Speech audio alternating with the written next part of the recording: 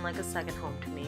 For the majority of my childhood, I had grown up in Bangkok, Thailand, surrounded by the people, the culture, and the landscape.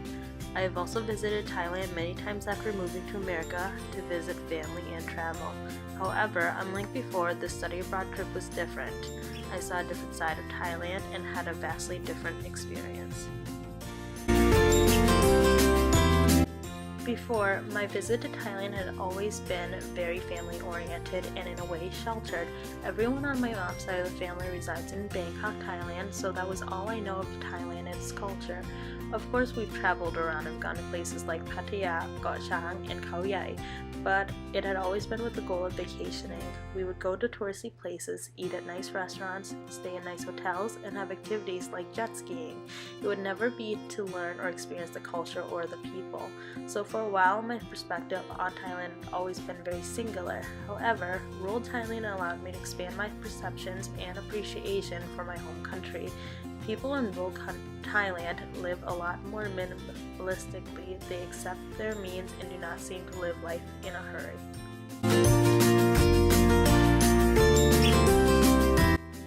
Because my family lives in Bangkok, it was completely different than what we experienced during the homestay.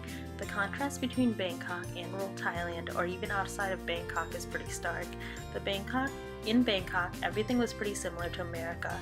There were malls, expensive cars, skyscrapers, and so on. The people are always on the move, and time plays a crucial role in their everyday lives. There's rush hour just like there is in America. However, once you step outside of Bangkok, everything slowed down.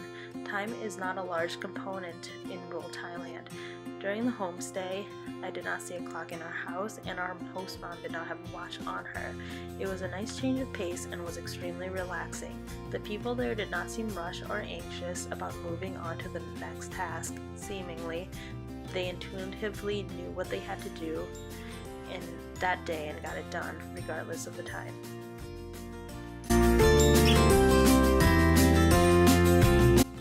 Aside from the differences in pace, I also noticed a difference in mindset. In America, people are extremely individualistic. I was shocked when I first moved to America to see that nursing homes are so prevalent. Because in Bangkok, everyone is extremely family-oriented. I grew up with my grandmother and grandfather living in the same house as us, with my parents, aunts, and uncles taking care of them. That was what I grew up with, and that was what was expected of me. Even now in America, I still have conversations about taking care of my parents when they're older. In rural Thailand or even outside of Bangkok, however, you can still see that people are family-oriented, but you can also see they are also very community-centered. During our trip, we visited Nakampong. It's a village that follows a community-based tourism concept that offers homestay experiences to tourists. This has been a form of income for the village for 17 years. There's 22 houses that are part of the homestay project, and everyone follows a queue system to ensure that everyone benefits from this.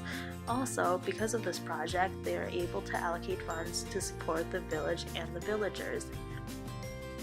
They have a group fund where 30% of it goes to electricity, 20% goes to community development, 15% goes to social welfare, 15% goes to advertising, 10% goes to community administration fee, and 10% goes to social development. You would rarely see something like this in the US or Bangkok. I find this community-centered mentality extremely beneficial and productive. This mentality and way of life can also be witnessed in other places such as Pratnokok village, with the presence of clan leaders and how the community would intervene in the case of forced marriages. Aside from the differences between Bangkok and rural Thailand, my experience was also different because of the people I was with.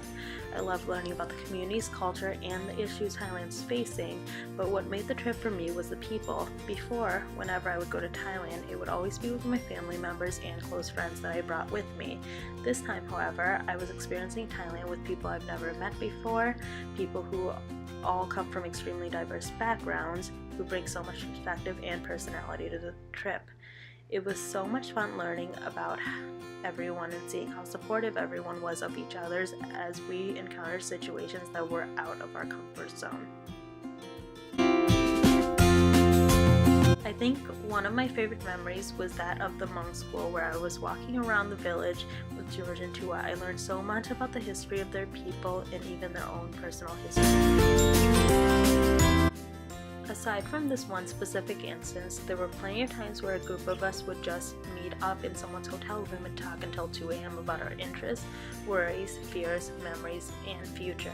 It was amazing to connect with people whom you've never thought you'd hang out with or talk to if not for this trip. Overall, this trip was amazing. I've experienced Thailand like I've never before, gained more of a perspective on my home country, met so many new people, and have made so many new friends. Even now, being back in the States, a few of us still get together and reminisce about the experiences and memories we've had while also making new ones. I would not trade this experience for the world.